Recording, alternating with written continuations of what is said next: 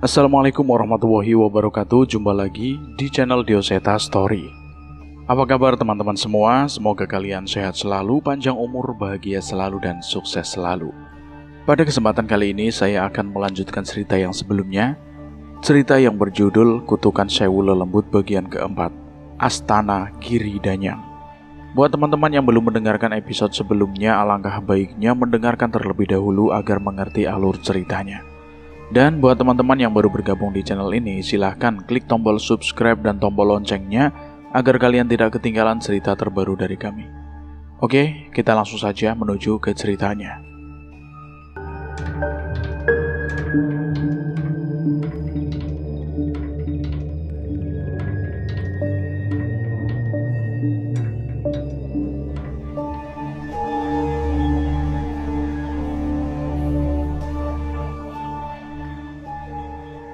Mbak Jajang, kopi 5 ya.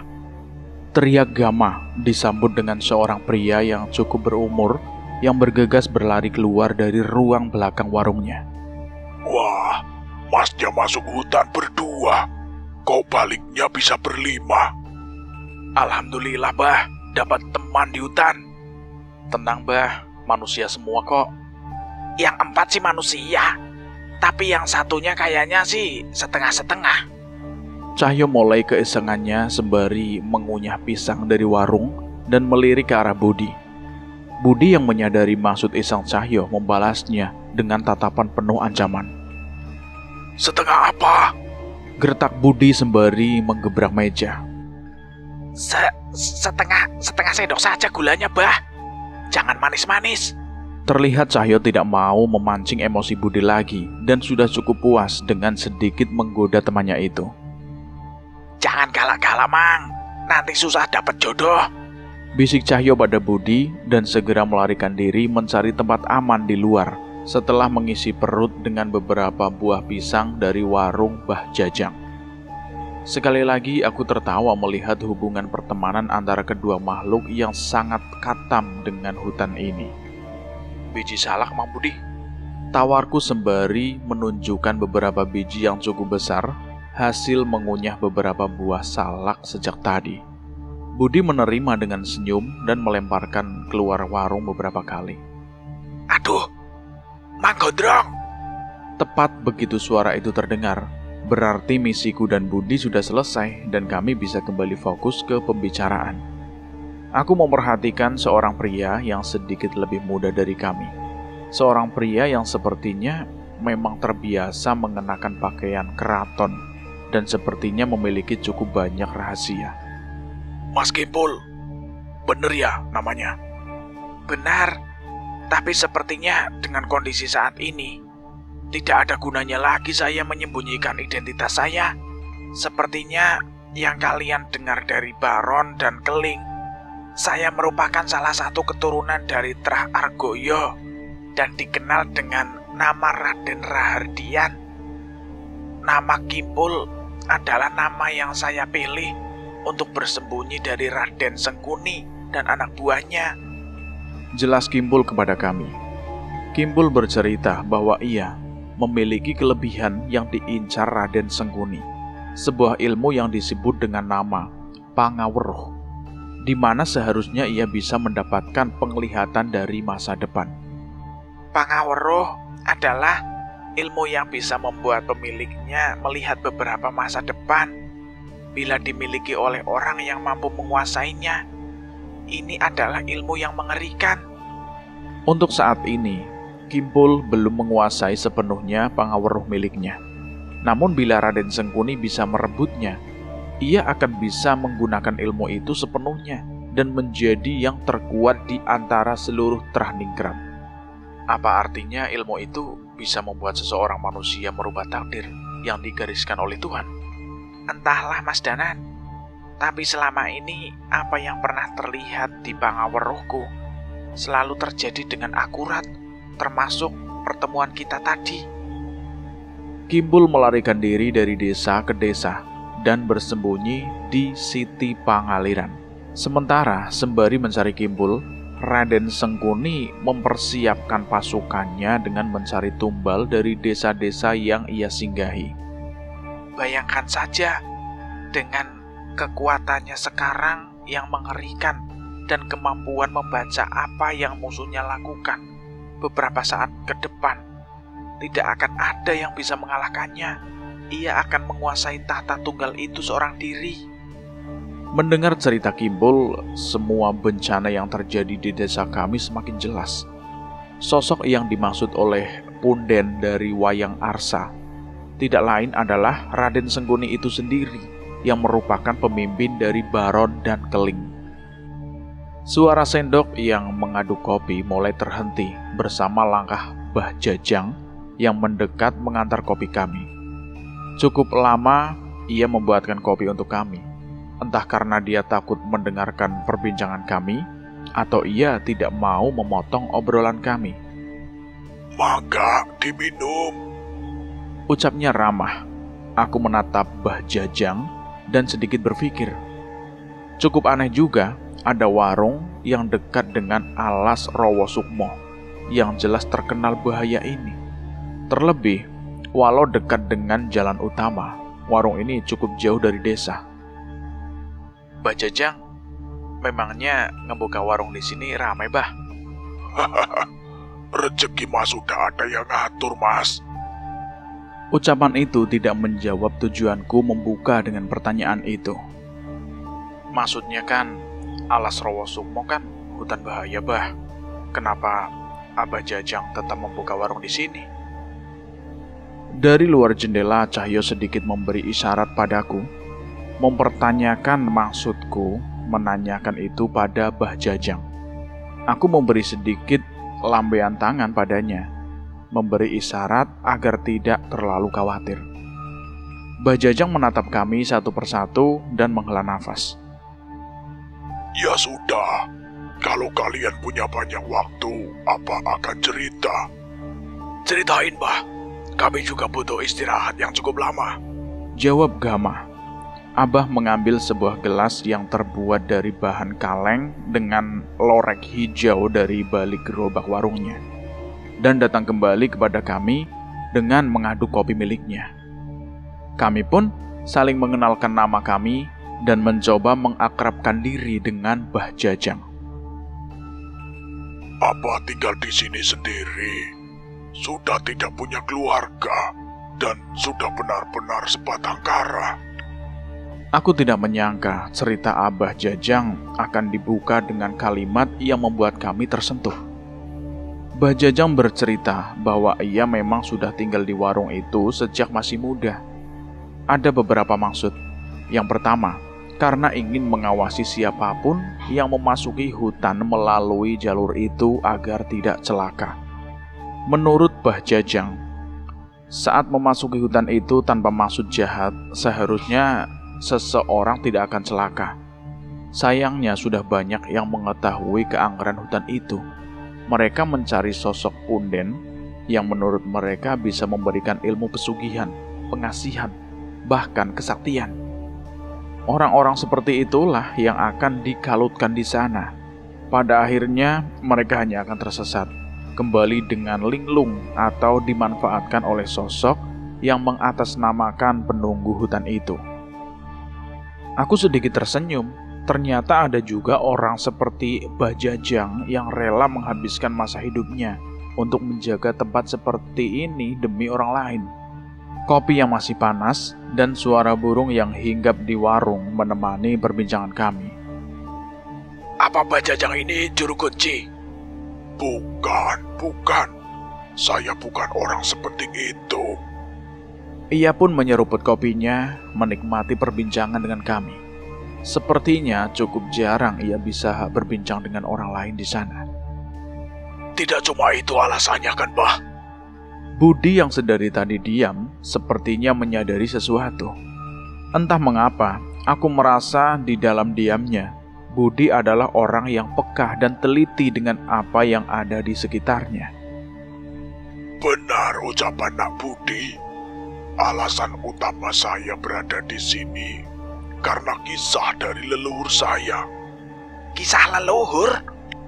Cahyo merasa tertarik dengan cerita itu dan masuk kembali ke dalam warung melalui jendela tempat ia mendengarkan sedari tadi. Mbah Jajang mengangguk sembari sedikit tersenyum, seolah senang dengan apa yang akan ia ceritakan. Kalian pernah dengar tanah para pendekar? Kami saling menatap satu sama lain. Aku dan Gama sepakat menggeleng, tapi tidak dengan Cahyo, Budi, dan Kimpul. Tempat di mana pendekar terkuat berkumpul dan mempertaruhkan segalanya di pertempuran itu. Tempat mengerikan di mana berbagai ilmu berkumpul di satu tempat untuk saling diadu maupun saling diasah. Tempat pusaka terkuat dipertontonkan dan harkat dan martabat dipertaruhkan. Eyang pernah bercerita soal ini, tambah Kimpul. Aku tidak menyangka mereka pernah mendengar tentang itu semua. Aku menanyakan pada Cahyo, dari mana ia mengetahui sesuatu yang dinamakan tanah para pendekar. Namun ia menjawab bahwa tempat itu mungkin saja tidak benar-benar ada. Ia hanya sempat mendengar mengenai tempat itu dari kera alas Wanamarta, Giri Gadu. Banyak yang mengaku datang ke tanah para pendekar. Namun tempat yang mereka dapati hanyalah tempat di mana para pendekar dikumpulkan, tidak lebih. Bedanya apa dengan yang dimaksud Abah Jajang? Maksud keberadaan tempat itu? Budi menceritakan bahwa tanah para pendekar adalah tanah pertarungan yang muncul karena suatu maksud.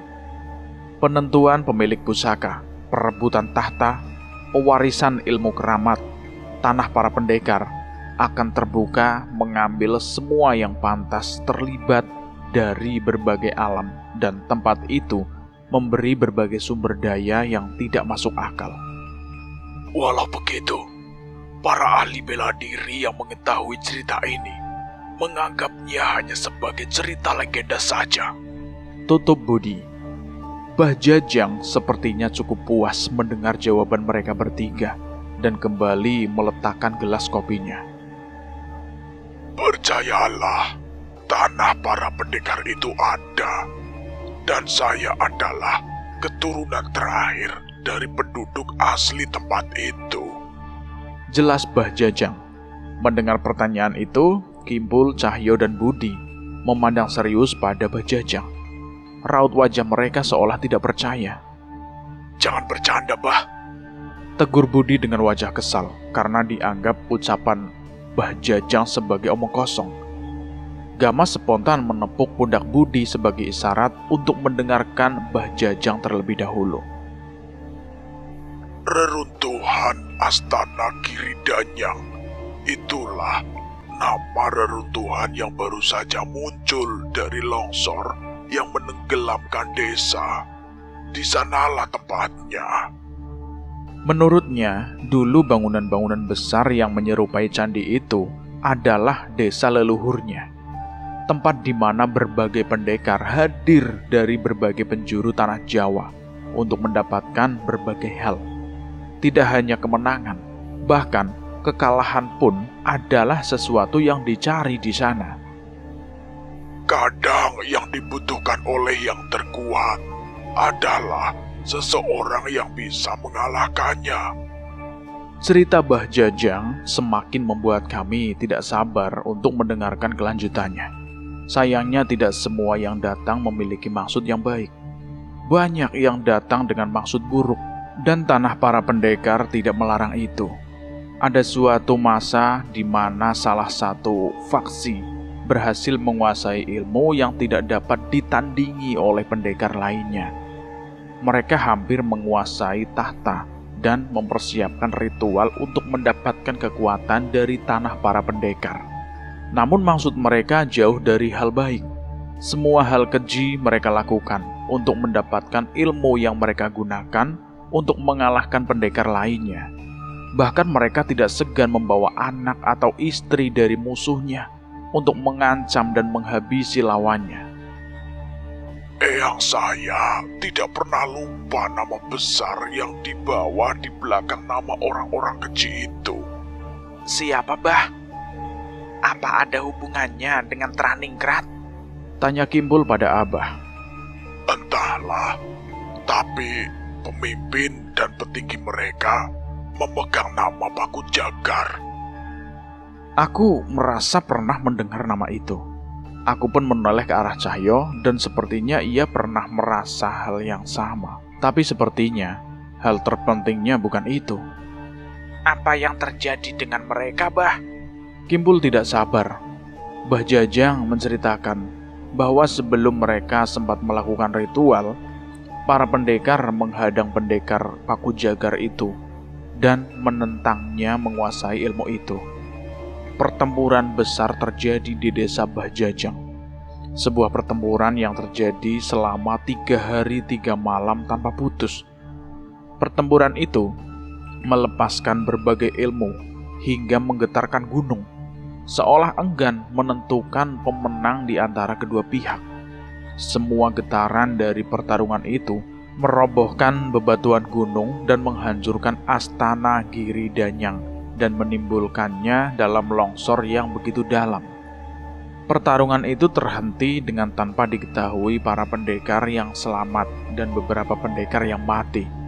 Warga desa yang selamat hanya hitung jari, dan mereka sepakat untuk menyimpan baik-baik rahasia penting astana Giri Danyang. Memangnya apa yang terjadi kalau sampai mereka mendapat kekuatan dari astana Danyang? Ilmu yang mungkin bisa membuat penggunanya menghancurkan sebuah kerajaan dengan seorang diri. Apa itu tidak berlebihan, Bah? Tidak, itu tidak berlebihan. Itu yang sedang diincar Raden Sengkuni. Timpal Kimpul. Mendengar ucapan itu, kami pun semakin sadar betapa bahayanya sesuatu yang kami hadapi saat ini. Bah Jajang tahu itu ilmu apa? Saya hanya tahu sedikit. Beliau bercerita bahwa ilmu itu akan mengikuti niat miliknya. Bila pemiliknya memiliki niat baik, ilmu itu bisa dalam sekejap menghapuskan 1000 kutukan maupun ilmu dari orang yang berniat jahat. Tapi bila didapatkan oleh mereka yang berniat jahat, ilmu itu akan menjadi kutukan yang mampu membangkitkan tubuh maupun roh dari setiap nyawa yang telah dibunuh oleh orang itu. Semakin banyak yang ia bunuh, semakin kuat pula kutukan itu. Kami menyebutnya kutukan 1000 lelembut. Aku menelan ludah mendengar cerita itu.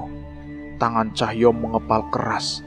Sepertinya ia membayangkan betapa mengerikannya kekuatan itu bila dikuasai oleh Raden Sengkuni. Dan keringat dingin mengucur dari tengkuk Kimpul. Pasti ada cara untuk mencegahnya, kan, Bah?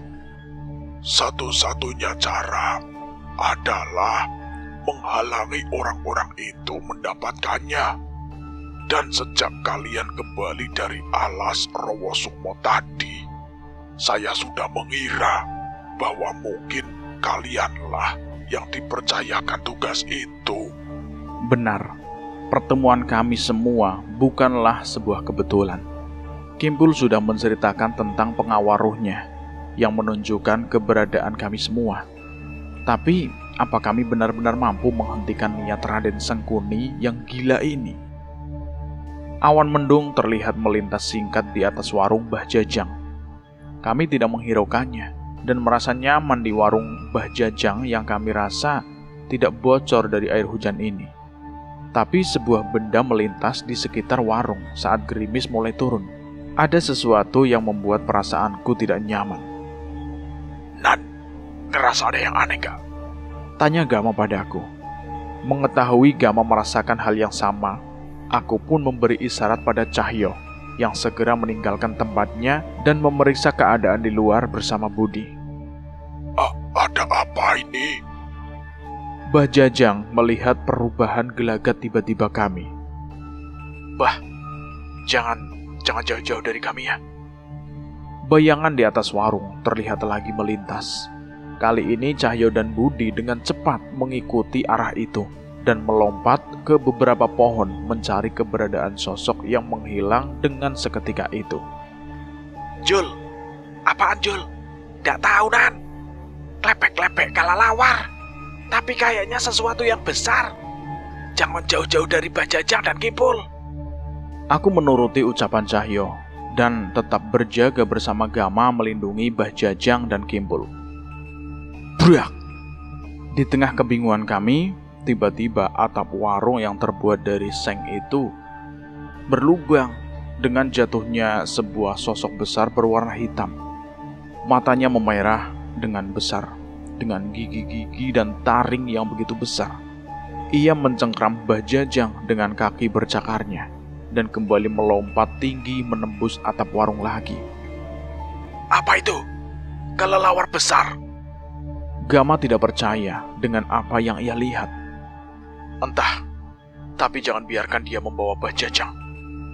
Aku segera keluar mengejar keberadaan sosok yang membawa Bajajang itu. Tolong! Bajajang berteriak yang berusaha memukul cakar makhluk yang mencengkram bahunya itu. Beruntung saat sampai di luar, 2 buah pukulan mengerikan segera mendarat di tubuh makhluk itu. Minggir! Teriak Budi, sementara Cahyo lebih memilih untuk menyusul pukulan Budi hingga membuat makhluk itu terpental hingga tersangkut di salah satu pohon. Jangan lengah, itu siluman Lowo Ireng. Kimpul berteriak. Lowo Ireng. Jadi makhluk itu benar-benar ada.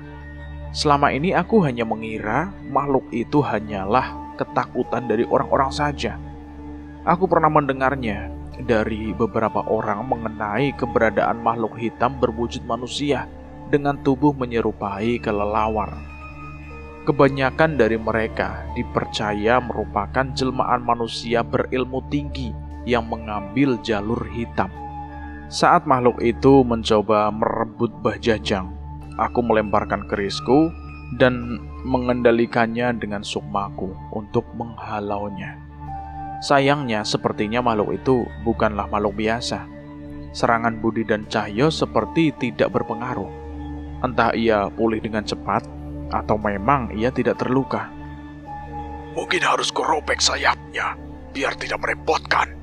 Ucap Budi bengis, sembari melompat ke salah satu pohon.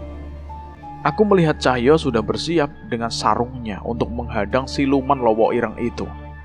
Aku pun memposisikan kerisku untuk menghujamkan serangan yang mungkin bisa melumpuhkannya. Tapi sebelum itu terjadi, aku merasakan perasaan yang tidak enak. Raden muda itu. Teriak Bajajang lemah.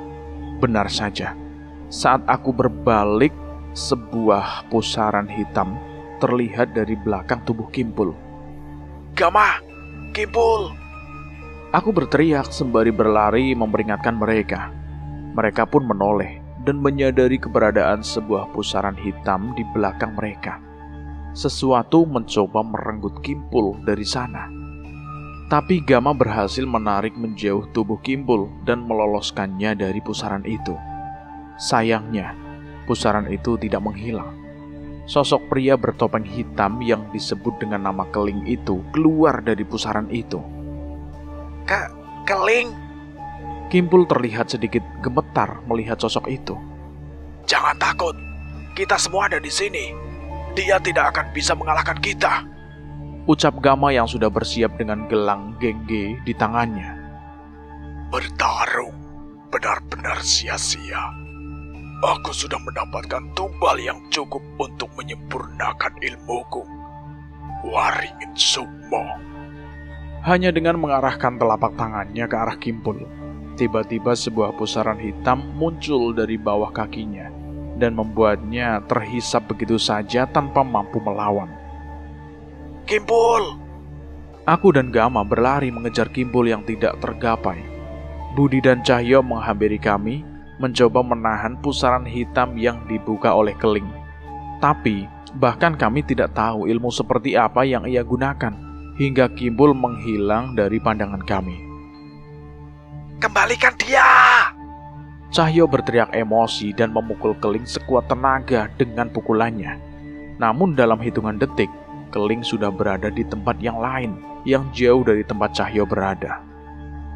Ku habisi Raden pengecut itu dulu. Setelah itu giliran kalian.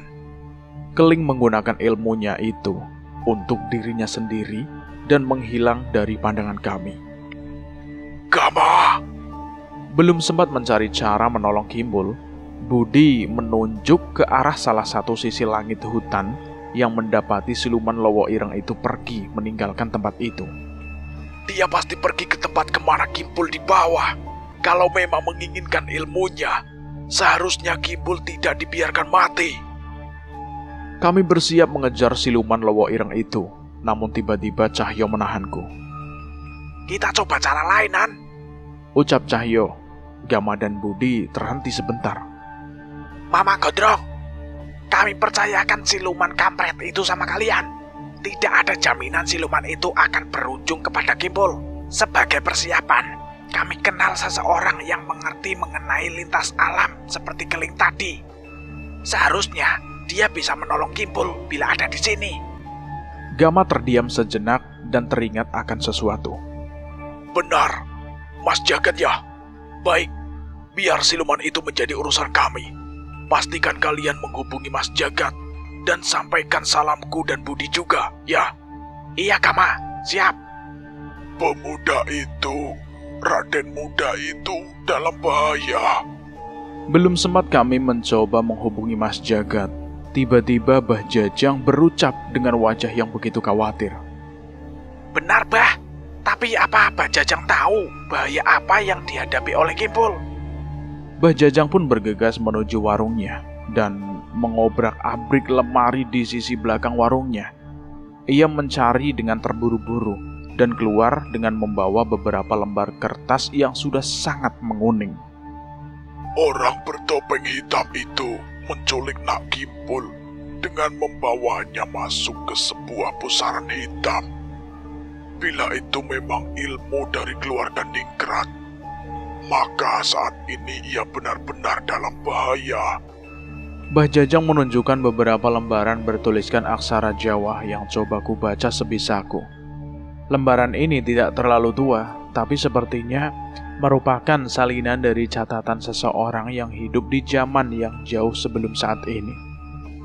Siti Kawaruhan, tanyaku pada Bah Jajang saat melihat nama sebuah ilmu yang mirip seperti yang digunakan oleh Keling. Bah Jajang menggeleng. Bukan, pria bertopeng itu menggunakan ilmu Waringin Sukmo. Salah satu kekuatannya adalah membawa korbannya ke sebuah tempat bernama Siti Kawaruhan itu. Di sana, para pemilik ilmu ini menjebak musuh-musuhnya.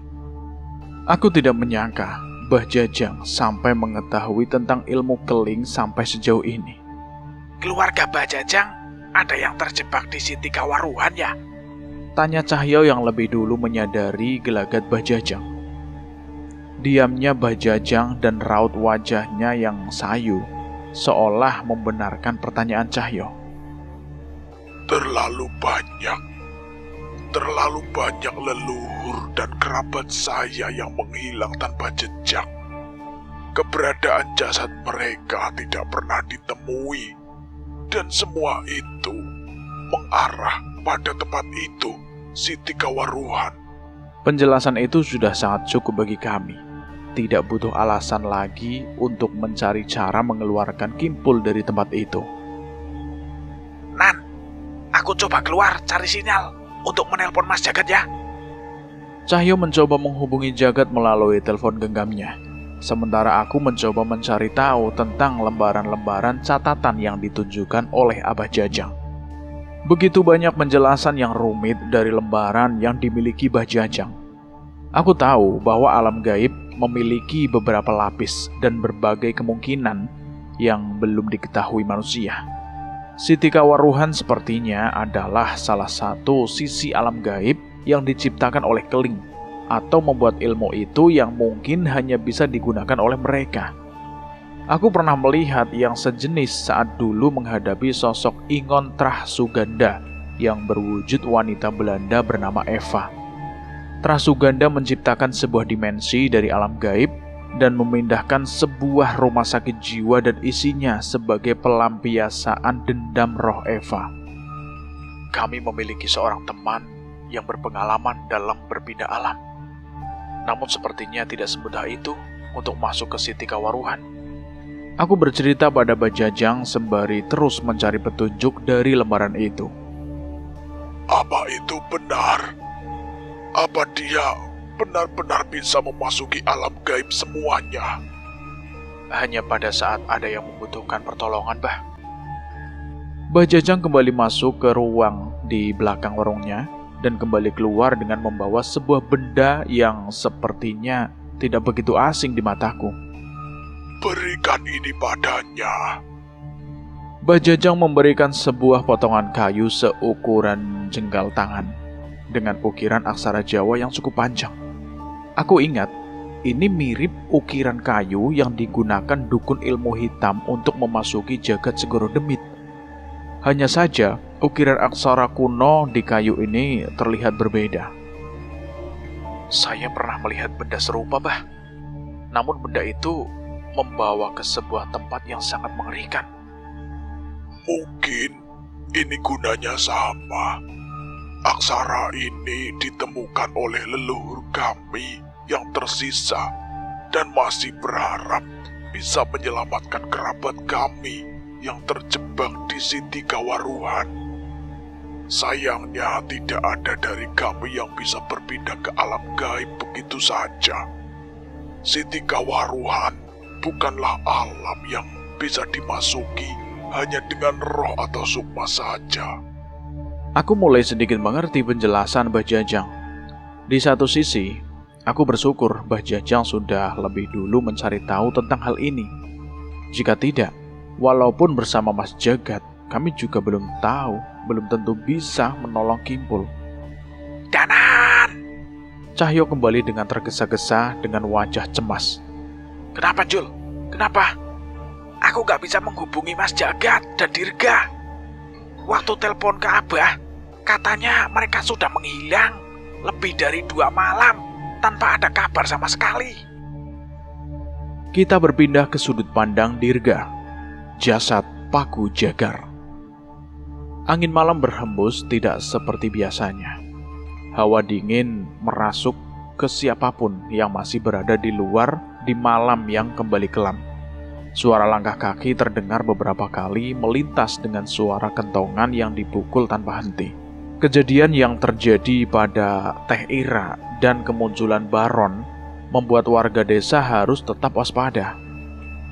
Tidur, besok sore kita berangkat. Teriak Mas Jagat yang kebetulan lewat melintasi rumahku. Iya Mas, sebentar lagi. Balasku yang masih ingin merenung sendiri di teras depan rumah, sembari memikirkan pertarungan dengan sosok bernama Baron kemarin. Mikirin apa? Abah muncul dari pintu sembari menyeruput kopi panas di tangannya. Abah? Enggak, Bah, biasa. Enggak nyangka lagi kita akan menghadapi situasi seperti ini lagi, Bah. Ya, itu memang sedikit kekhawatiranku. Tapi sebenarnya, ada satu hal lagi yang terus terbayang di pikiranku. Tidak mungkin juga aku menceritakan hal ini pada Abah. Kalau kamu bingung, lebih baik ke masjid dulu. Siapa tahu bisa bikin kamu lebih tenang. Iya, Bah. Mungkin nanti Dirga ke masjid. Aku melihat ke arah Abah. Apa mungkin aku harus menceritakan tentang penglihatanku saat melawan Baron kemarin? Tapi bagaimana jika itu hanyalah ketakutanku saja? Dan bagaimana jika aku akan berakhir menyakiti teman-temanku sendiri? Aku benar-benar merasakan dan melihat keris Dasa Sukma meninggalkan leluhurku, berterbangan membelah Sukma dan menghabisi warga desa. Entah apakah itu perbuatanku, atau ada seseorang yang merebut dan bisa menggunakan keris ini. Abah, apa mungkin ada orang lain yang bisa menggunakan kekuatan keris Dasa Sukma? Orang lain? Sepertinya tidak. Pusaka Dharma Wijaya. hanya diturunkan untuk satu orang. Kalaupun bisa digunakan oleh orang lain, hanya ada dua kondisi. Sang pemilik mewariskan atau sang pemilik mati, dan keris itu memilih tuannya yang baru. Memangnya kenapa? Enggak, Bah. Dirga ke masjid dulu saja, Bah. Ya udah, hati-hati. Aku mencium tangan Abah dan berjalan santai menuju masjid yang jaraknya hanya beberapa langkah dari rumah. Suara kentongan yang terdengar menjauh dan semakin kecil menemani lamunanku menuju masjid yang cukup dekat dari rumahku. Semoga saja aku bisa sedikit menenangkan diriku di sana. Tapi langkahku terhenti. Samar-samar dari jauh terlihat sosok yang berdiri di tengah jalan. Manusia. Sepertinya bukan. Sosok itu hanya terlihat seperti makhluk hitam yang berdiri menunduk, seolah memang menungguku di sana. Aku menelan ludah memperhatikan gerak-gerik sosok yang semakin aneh itu. Ia bergerak seperti menari. Tidak, ia menggerakkan tubuhnya dengan aneh, sembari tertawa dengan mata yang tertutup oleh rambutnya yang panjang dan tidak beraturan. Darah. Darah bangsawan. Sosok itu berucap dengan aneh, seolah mengincarku. Aku mulai waspada dan mencoba untuk mundur selangkah demi selangkah. Aku tidak bisa gegabah melawan makhluk itu seorang diri. Deak! Sesuatu terlempar dan menggelinding menyentuh kakiku. Aku meliriknya dan mendapati sebuah kepala manusia yang masih berlumuran darah terjatuh di kakiku. Aku sudah dapat satu. Tubuhku mulai kembali. Aku menoleh ke arah suara itu dan mendapati sosok yang tengah menyeret bagian tubuh manusia. Satu tangannya memegang potongan kaki korban itu dan memakannya. Entah bagaimana aku menjelaskan wujudnya. Ia seperti setengah manusia dengan setengah bagian tubuh hanya tulang hitam, persis seperti sosok yang menghadangku tadi. Namun setiap ia menghisap darah dari bagian tubuh yang ia bawa, tubuhnya berangsur-angsur kembali. Sakit. Darah. Aku juga mau tubuh. Bahaya. Jelas saat ini aku dalam bahaya. Aku sama sekali tidak mengira akan disergap di tempat yang hanya berjarak beberapa langkah dari rumahku. Aku berpikir semenjak memastikan apa yang seharusnya aku lakukan. Apakah aku harus berteriak dan melibatkan Abah, atau melawan mereka seorang diri? Makhluk-makhluk itu terlihat lemah, namun salah satu dari mereka berhasil membunuh seseorang manusia. Aku tidak bisa meremehkan mereka. Belum sempat aku memutuskan, tiba-tiba aku merasakan sesuatu yang aneh pada tubuhku. Kulitku terasa panas dan begitu gatal. Hah, apaan ini? Aku melihat sebagian kulitku menghitam seperti membusuk, dan itu semakin menyebar. Rasanya begitu sakit hingga kulitku mengeluarkan bau busuk. Diam saja dan jadilah mayat. Tidak ada pilihan lain, aku harus melawan mereka. Sayangnya, aku meninggalkan kerisku di rumah. Aku membacakan beberapa doa untuk mengusir jin, namun mereka sama sekali tidak gentar. Kau pikir kami arwah penasaran? Kalau bukan setan, kalian ini apa? Aku berusaha membacakan amalan yang mungkin bisa menghapus kutukan mengerikan yang mereka lakukan kepada aku. Kami juga manusia sepertimu. Hanya saja, tubuh kami sudah menghabiskan waktu terlalu lama terpendam di dalam tanah. Balasnya yang tiba-tiba kini berada tepat di hadapanku. Kini wujudnya terlihat jelas. Dia seperti mayat yang tubuhnya sudah membusuk dan sebagian dagingnya sudah habis dimakan belatung. Namun ada kekuatan hitam meluap-luap dari dalam dirinya. Terlebih, ada sisa-sisa pakaian prajurit zaman kerajaan melekat di tubuhnya. Menyerah saja. Tidak, aku masih belum mau menyerah. Rasa sakit di tubuhku ini semakin menjalar, namun aku masih merasakan ada yang aneh dengan kutukan ini. Sekilas aku teringat dengan Mas Danan dan bagaimana ia mengendalikan keris Raga Sukmanya. Aku pun menjaga jarak sejauh mungkin dan menghubungkan sukmaku dengan keris Dasa Sukma yang berada di rumah. Prang! Dari jauh terdengar suara kaca jendela yang pecah bersama sebuah keris yang sudah terlepas dari sarungnya mengarah ke arahku. Dengan sigap, aku mengarahkannya ke makhluk yang berada di dekatku dan brak! Aku seperti terjatuh dan tiba-tiba tertunduk. Aku tidak mengerti apa yang terjadi. Kedua makhluk itu masih berada jauh dariku. Keris Dasa Sukma jatuh di hadapanku dan semua kutukan di tubuhku menghilang seolah tidak benar-benar terjadi. Apa itu tadi? Ilusi. Aku melihat kekecewaan di wajah mereka. Sepertinya kedatangan keris Dasa Sukma memecahkan ilusi yang mereka gunakan kepadaku. Kurang ajar. Aku segera memecah kerisku menjadi 3 dan menyerang mereka berdua. Walau kesal, mereka tidak gentar dengan seranganku. Sing sedo wis wayahe tangi, sing tangi wis wayahe sedo. Kedua makhluk itu berucap dengan tatapan yang tajam. Kali ini, kepulan asap hitam dari tubuhnya meluas dan bahkan hampir menutupi pandanganku. Sebuah serangan melayang ke arahku.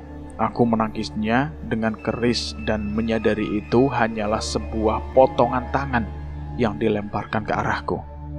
Aku kembali waspada dengan setiap langkah yang terdengar di sekelilingku. Sayangnya asap hitam semakin pekat hingga menghalangi pandanganku.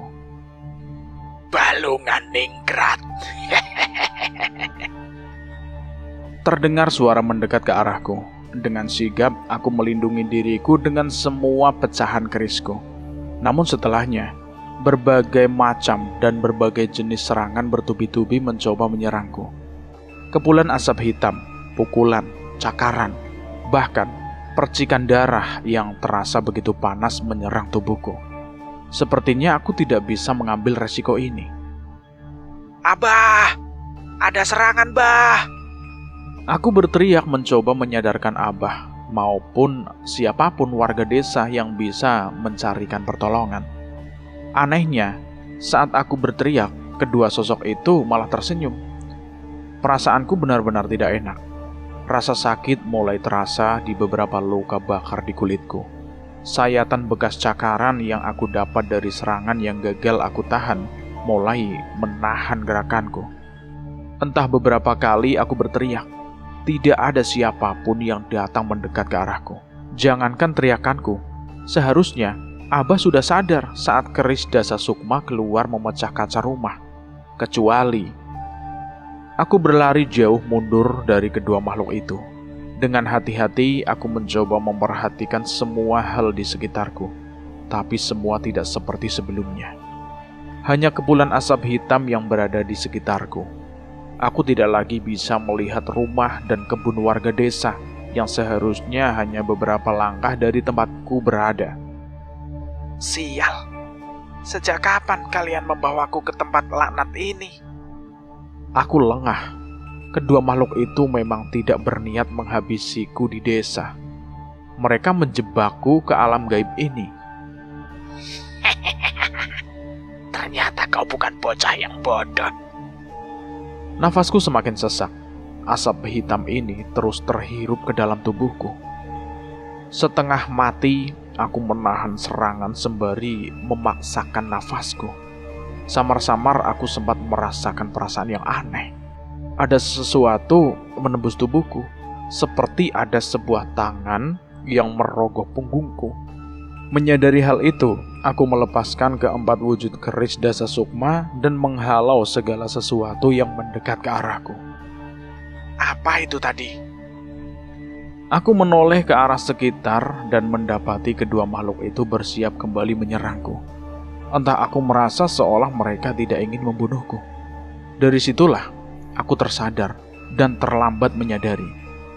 Tanpa sempat aku halau, tiba-tiba aku merasakan kembali beberapa tangan yang menggenggam bagian dalam organ tubuhku. Jantung dan paru-parunya milikku.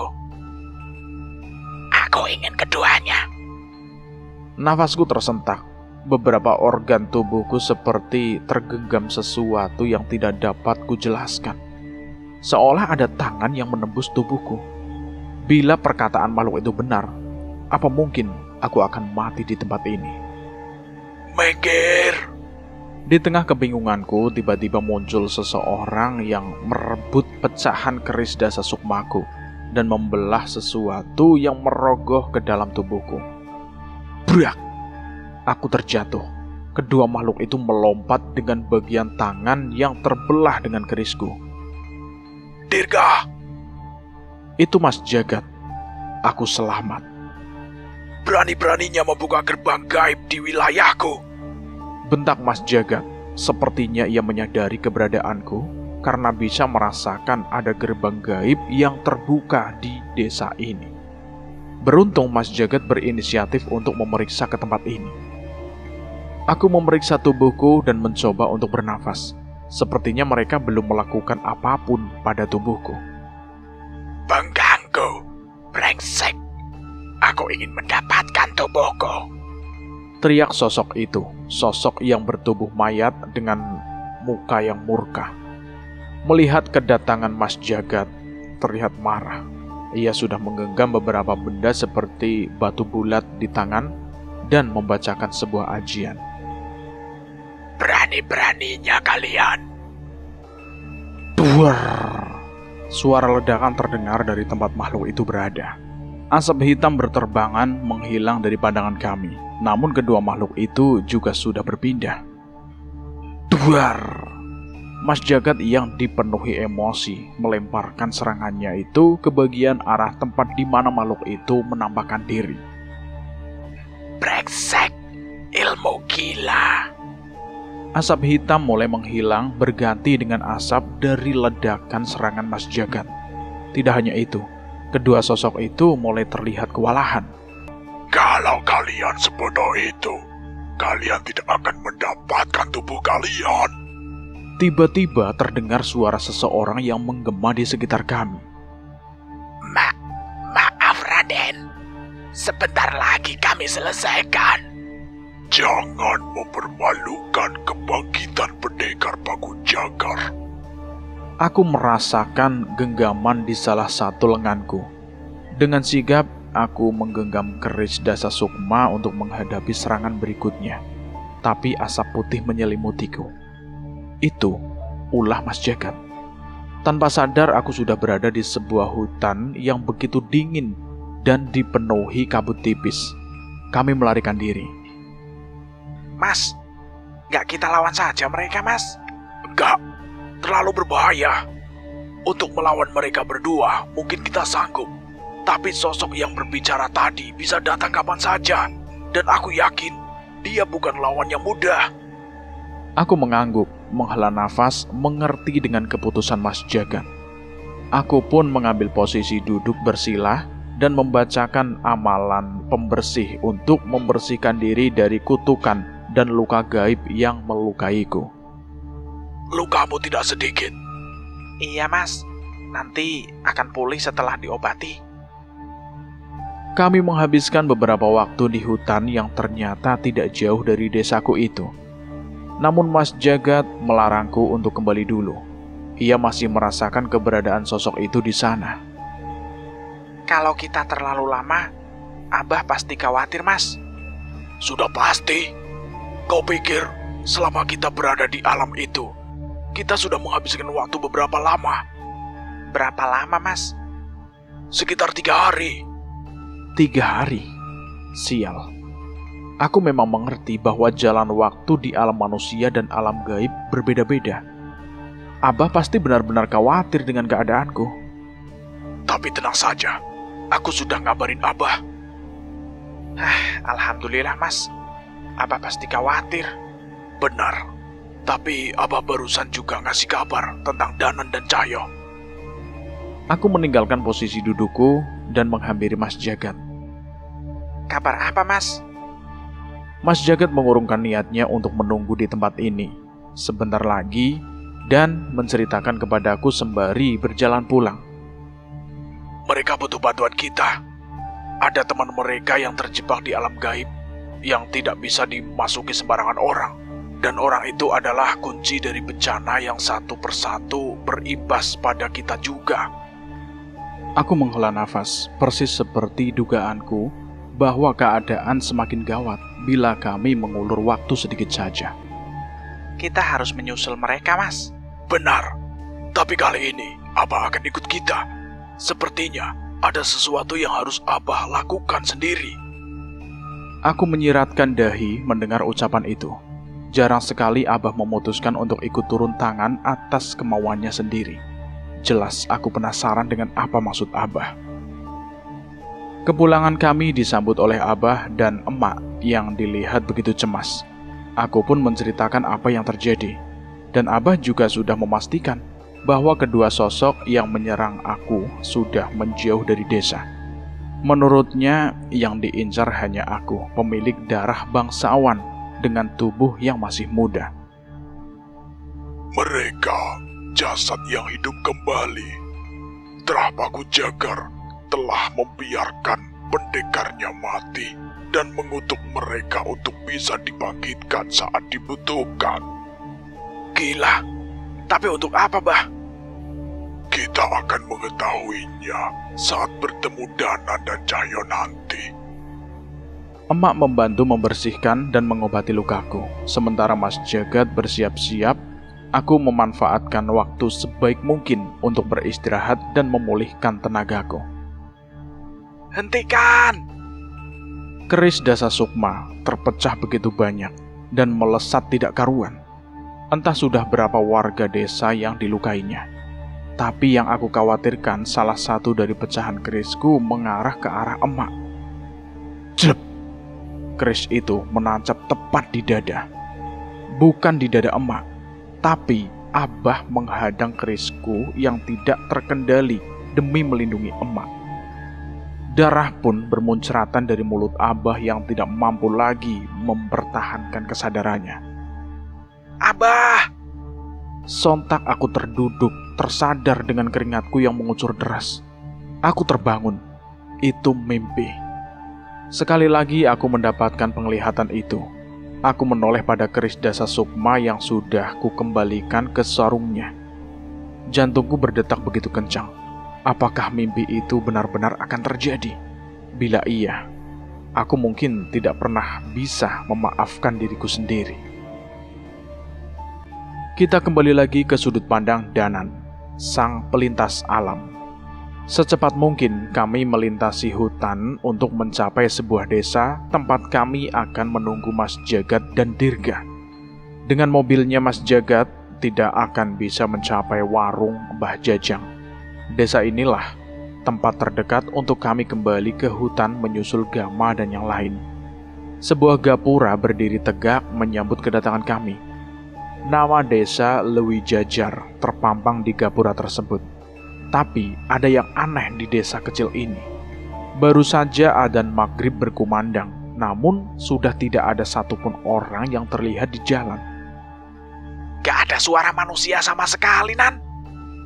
Cahyo menajamkan pendengarannya dan sama sekali tidak menemukan suara langkah kaki maupun aktivitas warga desa. Pintu-pintu rumah terkunci, Jul. Tapi sepertinya tidak ada orang di dalam. Kami melihat keadaan sekitar dan menyadari bahwa telah terjadi sesuatu di desa ini. Warga desa ini sepertinya sudah mengungsi. Sepertinya desa ini juga salah satu tempat yang terkena serangan. Aku sependapat. Ada begitu banyak bendera kuning yang terpasang di beberapa gang. Ini menandakan sebelum mereka pergi, sudah banyak warga yang meninggal. Ada beberapa sisa noda darah di dinding-dinding bangunan yang sebagian sudah dibersihkan.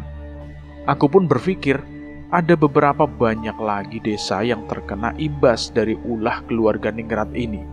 Semoga saja banyak warga desa yang selamat. Cahyo merasakan sesuatu. Ia memanjat ke tiang rumah dan menaiki salah satu atap rumah. Sepertinya kita mendapatkan pelakunya, Nan. Cahyo menunjuk ke salah satu arah. Aku menoleh ke sebuah jalan yang cukup besar dan mendengar langkah kaki mendekat. Dari situ aku mendengar suara geraman yang mengerikan. Itu seekor macan atau harimau putih. Sosok itu berbelok ke arah kami dan menunjukkan wajah yang mengancam. Hati-hati, Nan. Cahyo segera melompat turun dan menghampiriku. Aku menelan ludah melihat sosok harimau yang bertubuh besar dengan warna putih dan memiliki luka di dahinya. Jelas, makhluk ini bukan hewan buas. Dia adalah makhluk jadi-jadian. Keris Raga Sukma sudah tergenggam di tanganku. Cahyo sudah memanggil kekuatan Wanasura. Namun saat sosok itu mendekat, tiba-tiba aku tidak lagi merasakan ancaman. Kami tetap waspada, namun sosok itu melewati kami begitu saja. Kami pun membuka jalan dan membiarkan hewan itu meninggalkan desa menjauhi kami. Sepertinya bukan makhluk itu biang keladinya, Jul. Benar, mungkin saja justru makhluk itu yang membereskannya. Aku dan Cahyo terus menatap ke macan putih besar itu. Saat semakin jauh, samar-samar terlihat sosok macan itu berdiri dan berjalan dengan dua kaki seolah menjelma menjadi manusia dan menghilang. Seketika aku dan Cahyo saling bertatapan. Tidak ada sepatah kata pun keluar dari mulut kami mengenai sosok itu. Satu hal yang kami harap, semoga dia tidak akan menjadi musuh kami. Di tengah kecemasan kami, suara berisik knalpot mobil pick-up tua yang mendekat adalah sebuah hal baik. Kami pun segera berlari menghampiri mobil itu dan menghentikannya tak jauh dari gapura pintu masuk. Danan! Mas Jagat segera menghampiriku dan Cahyo seolah sudah memahami urgensi permasalahan ini. Dirga, Abah! Sambut Cahyo yang tidak menyangka bahwa Abah akan ikut dengan mereka. Kita bicarakan nanti. Jelaskan apa situasinya pada Jagat dan apa yang harus ia lakukan. Aku pun menceritakan tentang seseorang bernama Kimpul atau Raden Rahardian yang sedang diincar oleh salah satu pemimpin keluarga Ningrat yang bernama Raden Sengkuni. Kemampuan pangaweruhnya menjadi kartu untuk Raden Sengkuni menjadi yang terkuat di antara keluarga Ningrat untuk menduduki tahta. Bila Raden Sengkuni berhasil merebut tahta itu dan melakukan ritual, ia akan mampu membangkitkan kutukan yang bisa menghabisi ratusan dan bahkan ribuan nyawa dalam waktu singkat. Siti Kawaruhan? Tanya Jagat. Aku mengangguk dan menyerahkan potongan kayu bertuliskan aksara Jawa kuno kepada Mas Jagat. Ia pun mengambil posisi duduk bersila dengan meletakkan potongan kayu itu di antara kedua telapak tangannya. Keringat menetes dari pelipis Mas Jagat. Matanya terpejam tidak tenang. Sepertinya ia merasakan sesuatu yang tidak baik. Sepertinya pemuda yang kau maksud berhasil. Maksudnya apa, Mas? Mas Jagat menceritakan bahwa ia berhasil menemukan sisi alam gaib yang dimaksud oleh kami. Dan ia melihat pemuda itu seorang diri. Pemuda itu berhasil mengalahkan lawannya, sosok bertopeng hitam. Ia tidak bisa keluar dari alam itu. Sepertinya aku hanya perlu menjemputnya. Kami sedikit bernafas lega mendengar ucapan itu. Kali ini ia berdiri dan mencari tempat yang cukup lapang. Ia pun menggenggam potongan kayu itu dengan membacakan aksara yang tertulis di antaranya. Aku pergi dulu. Ucapnya bersamaan dengan munculnya pusaran hitam sama seperti saat Keling menculik Kimpul dari hadapan kami. Mas, hati-hati, jangan lengah, teriak Dirga. Jagat hanya mengangguk dan pergi meninggalkan kami masuk ke dalam pusaran itu. Kami pun menunggu dengan cemas tanpa tahu apa yang terjadi di tempat yang dimasuki oleh Mas Jagat. Abah, kenapa Abah sampai ikut ke sini, Bah? Firasat. Nadanan, Abah merasa ada yang harus Abah lakukan. Kita akan tahu saat menuju reruntuhan nanti. Sebenarnya, aku belum bisa menerima jawaban itu. Tapi Abah begitu yakin. Ia bahkan membawa sebuah kujang pusaka yang dulu pernah ia gunakan saat membantu kami ke kediaman sisa-sisa Trah Darmawijaya. Tubuhmu banyak luka. Sepertinya terjadi sesuatu. Cahyo baru tersadar dengan luka yang banyak di tubuh Dirga. Walau sudah diobati, luka itu tetap terlihat dengan jelas. Iya, Mas. Sepertinya ada hubungannya juga dengan apa yang Mas Cahyo dan Mas Danan hadapi. Dirga pun menceritakan dengan singkat kejadian di desanya saat ada seorang anak gadis yang diculik oleh sosok yang kami duga adalah pecahan Sukma Baron. Ia juga bercerita sebelum ke tempat ini, ia diserang oleh orang-orang yang mengaku sebagai pendekar dari Trah Pakujagar yang bangkit kembali. Aku dan Cahyo benar-benar tidak habis pikir. Akan ada beberapa desa atau beberapa tempat lagi yang akan terimbas dari bencana ini. Brak! Terdengar suara seseorang terjatuh dari salah satu sisi desa. Kami segera berlari dan mendapati Mas Jagat telah kembali dari pusaran hitam itu. Ada seseorang bersamanya. Kami memastikan bahwa orang itu adalah Kimpul. Kimpul! Aku dan Cahyo segera menghampirinya dan mendapati banyak luka di tubuhnya. Ia terlihat begitu lelah hingga sulit untuk berdiri. Tapi walau begitu, ia masih terus menggenggam sebuah pisau pusaka yang kami tahu bahwa itu adalah pusaka Kerangkeng Sukmo yang berbahaya. Aku gagal. Gagal? Kamu berhasil mengalahkan Keling seorang diri, kan? Itu hal baik. Kimpul menggeleng.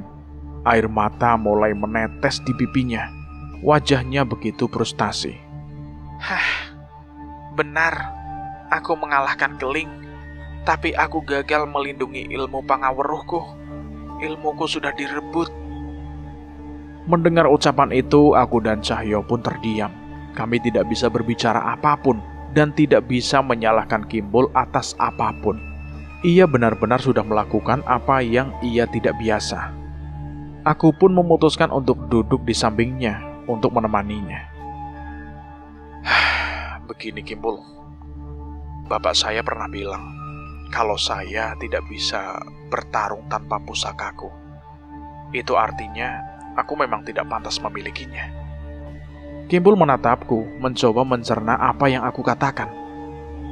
Maksudku, tanpa pangaweruhmu, kamu tetaplah Raden Rahardian. Tidak ada yang bisa mengubahnya, kecuali kau yang memutuskannya untuk menyerah.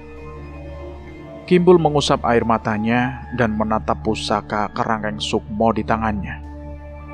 Walaupun aku bisa bertarung, tapi Raden Sengkuni akan menjadi tidak terkalahkan dengan pangaweruh di tangannya. Kini giliran Cahyo yang mendekat ke arah Kimpul. Ia menepuk pundaknya berusaha menenangkannya.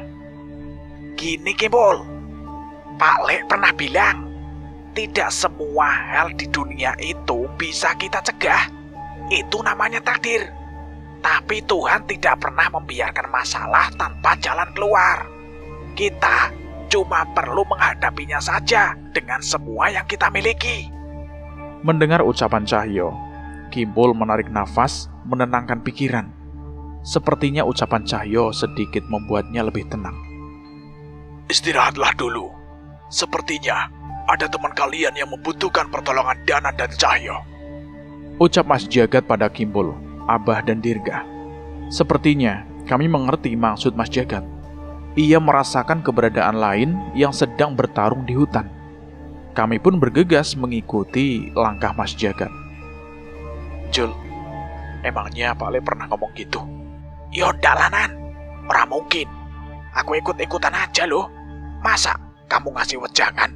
Aku enggak. Harga diri lo, Nan, harga diri. Asem we, Jul. Iso-isone ngono gue. Baru berjalan beberapa langkah, tiba-tiba kami memasuki alam yang berkabut. Jagat memimpin jalan mengikuti suara raungan dan pertarungan. Di sana. Jagat menunjuk. Benar, dari balik kabut terlihat ratusan kelelawar berterbangan mengikuti perintah sosok yang lebih besar. Lowo Ireng. Biar aku aja, Nan. Cahyo berlari lebih dulu dengan semangat. Sepertinya ia tidak sabar untuk ikut dalam pertarungan ini. Wanasura! Dengan sekali lompatan, Cahyo sudah tiba di hadapan makhluk berwujud manusia kelelawar besar itu. Brak! Mamang Gondrong, terima itu! Cahyo berteriak yang mengarahkan pukulannya ke arah Budi yang tengah sibuk menghalau kelelawar yang mengalihkannya dan meong hideng yang mereka panggil. Berisik! Memangnya kalau tanpa berteriak, kepalamu bisa botak? Umpat Budi membalas Cahyo sembari menangkap siluman Lowo Ireng yang terpental oleh serangan Cahyo. Dengan beringas, Budi menggunakan kesempatan itu untuk merobek sayap dari makhluk besar itu dengan pisaunya hingga terkoyak dan meneteskan darah. Jangan sadis-sadis, Mang! Merasa terancam, siluman itu mengeluarkan suara yang tidak dapat kami dengar, namun benar-benar membuat kepala kami begitu sakit. Ah, sial! Cahyo dan Budi tidak mampu menahan rasa sakit itu, hingga siluman itu memiliki kesempatan untuk terbang dengan sayapnya yang terkoyak. Gama, kalian gak apa-apa? Gak apa-apa. Kami malah berhasil menolong warga desa kami. Murni. Aku tidak menyangka dengan apa yang mereka lakukan. Sepertinya mereka memancing siluman itu untuk menunjukkan tempat di mana mereka menyimpan korban-korbannya. Jul, jangan lama-lama. Aku sudah menggenggam keris Raga Sukma di tanganku. Suara kerincing gelang gengge juga sudah terdengar bersama hentakan kaki Gama. Dalam wujud roh, aku melesat sekuat tenaga menyerang satu sayap siluman itu, hingga ia tidak lagi bisa terbang dengan sempurna. Cahyo menggunakan kesempatan itu dengan melompat dan menghantamkan siluman itu ke tanah. Siluman itu mengerang kesakitan, namun itu baru awal. Budi segera menangkap kembali siluman itu, dan kali ini ia benar-benar memutilasi sayapnya dan membuangnya. Sekali lagi, gelombang itu menyakiti Budi. Lowo Ireng itu berusaha melarikan diri dengan mengelilingi tubuhnya dengan ratusan kelelawar. Namun baru saja beberapa langkah melewati Budi, cakar dari makhluk berwujud kucing hitam besar sudah menantinya dan membelah tubuh siluman itu menjadi dua.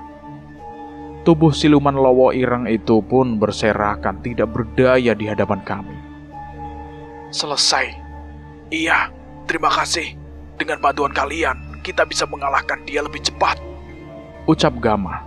Budi dan Cahyo pun menghampiri kami. Sementara Mas Jagat masih mengumpulkan tenaganya untuk membawa kami kembali ke desa Lui Jajar untuk kembali berkumpul bersama Kimpul. Mang, tadi kenapa sayapnya dirobekin? Siapa tahu dipakai sama Mamang Gondrong nanti bisa terbang. Yang terbang kepalamu, mau? Cahyo merespon ucapan itu dengan tawa sembari bersembunyi di belakang Gama. Aku menggeleng melihat tingkah Cahyo yang tidak pernah puas menggoda Budi. Sepertinya ada kecocokan aneh di antara mereka. Danan, iya Gama, ada apa? Aku menoleh ke arah di mana Gama menunjuk. Aneh, walau siluman Lowo Ireng itu sudah mati, tapi masih banyak ratusan kelelawar yang berterbangan tanpa henti di langit hutan ini. Kelelawarnya tidak pergi. Aku mengangguk dan meminta semua untuk waspada. Jagat pun meninggalkan posisinya dan mendekat ke arah kami. Ada yang mendekat. Kami berlima pun semakin waspada dan mendapati sosok yang terbang ke arah kami dan menjadi satu dengan kelelawar itu. Siluman Lowo Ireng lagi? Tanya Cahyo yang menyadari keberadaan sosok itu. Benar, itu siluman yang serupa. Namun tubuhnya jauh lebih besar, dengan beberapa banaspati berada di punggungnya. Bukan, itu berbeda. Makhluk ini jauh lebih berbahaya. Makhluk itu terbang di atas kami, bersama seluruh kelelawar menggigitnya. Siluman bodoh, Menjaga tumbal saja tidak becus, kata sosok Lowo Ireng itu. Bicara. Makhluk itu bisa bicara. Tidak seperti siluman Lowo Ireng sebelumnya. Lari! Nan! Lari, Nan! Dia berbahaya! Jagat terlihat cemas dan segera menarik kami semua. Kami segera menuruti firasat Mas Jagat dan memasuki gumbalan kabut yang ia panggil dengan ilmunya. Aku tidak melihatnya dengan jelas. Sekilas siluman Lowo Ireng raksasa itu menggunakan api di punggungnya untuk menyelimuti tubuhnya. Dalam hitungan detik, hawa berubah menjadi sangat panas hingga beberapa pohon terbakar dalam sekejap. lari, jangan menoleh. Aku berteriak yang menyadari kemungkinan apa yang akan terjadi. Kami berlari cepat, secepat mungkin. Dan setelah berlari beberapa saat, tiba-tiba kami tiba di sekitar rumah-rumah kayu di desa kecil yang sudah kami kenal. Duar! Tepat setelah gerbang gaib Mas Jagat tertutup, tiba-tiba dari kejauhan terlihat salah satu sisi hutan yang berada di bukit terbakar dengan begitu cepat. Begitu besarnya api itu hingga terlihat dari desa yang berada jauh di luar hutan. Gila, itu ulah makhluk itu. Iya, tidak salah lagi. Abah, Dirga, dan Kimpul menghampiri kami yang tengah terpaku menatap salah satu sisi bukit yang terbakar. Itu alas Rawa Sukmo. Sebagian hutan itu terbakar begitu saja. Ucap Budi menyadari posisi tempat ini. Bagaimana bisa, Mas? Ulah siluman, Dirga. Ada siluman Lowo Ireng raksasa dengan beberapa banas bati di punggungnya. Aku melihat bagaimana ia menggunakan api itu untuk menghanguskan hutan itu hanya dalam beberapa menit. Mendengar ucapanku, Dirga dan Abah tidak mampu berkata-kata. Rupanya makhluk seperti itu yang akan kita lawan. Kimpul mendekat ke arahku dengan wajah yang pucat. Siluman Lowo Ireng raksasa, banas pati di punggung. Iya, kenapa, Pul? Itu wujud siluman Raden Sengkuni. Ia pasti tengah mengeksekusi tumbalnya. Aku dan Cahyo saling bertatapan.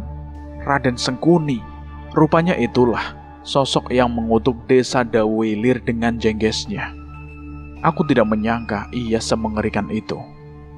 Setelah mengeksekusi tumbalnya, ia pasti akan ke reruntuhan untuk melakukan ritual.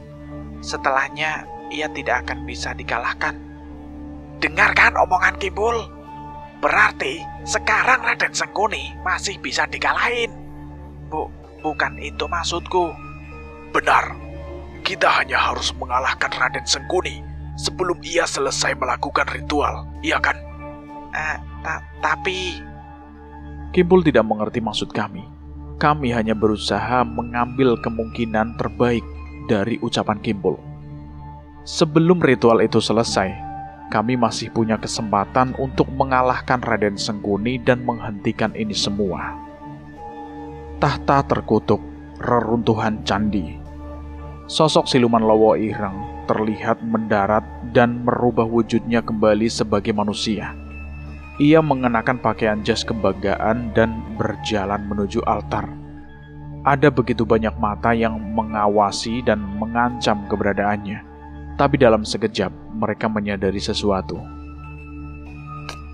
Tidak mungkin. Ia mendapatkan ilmu pangawuru itu. Ucap salah satu utusan Trahningrat lain yang bersembunyi. Mundur. Dia semakin berbahaya. Dalam sekejap, keberadaan orang-orang yang mata-matai reruntuhan itu tidak menarik diri. Kenapa kalian pergi? Seharusnya kalian menemaniku hingga menyelesaikan ritual. Aku butuh lawan untuk menguji ilmuku nanti. Ucap Raden Sengkuni yang berjalan dengan sombong menuju sebuah kursi batu besar di reruntuhan itu. Dia sudah gila. Mendengar ucapan itu, senyum di bibir Raden Sengkuni menghilang begitu saja. Ia pun berhenti sejenak dan melihat sekitarnya. Dengan sempurna, ilmu yang kumiliki sekarang. Artinya, aku pantas menduduki tahta ini. Apabila ada yang keberatan, lawan aku sekarang. Terlihat beberapa pendekar dari berbagai trah bersembunyi di sana. Mereka tidak lemah, namun melawan Raden Sengkuni dengan kemampuan pangaweruhnya jelas-jelas sebuah tindakan bunuh diri. Raden Sengkuni pun berjalan dan kembali tertawa. Kini ia duduk di singgasana batu di reruntuhan candi itu dengan puas. Dari tempat itu, ia bisa melihat sebuah gunung di hadapannya dan beberapa reruntuhan yang terdapat berbagai ukiran yang sepertinya memiliki arti sendiri. Ia memperhatikan dan membacanya dengan ilmu kebatinannya. Dalam waktu sekejap, ia tertawa begitu puas.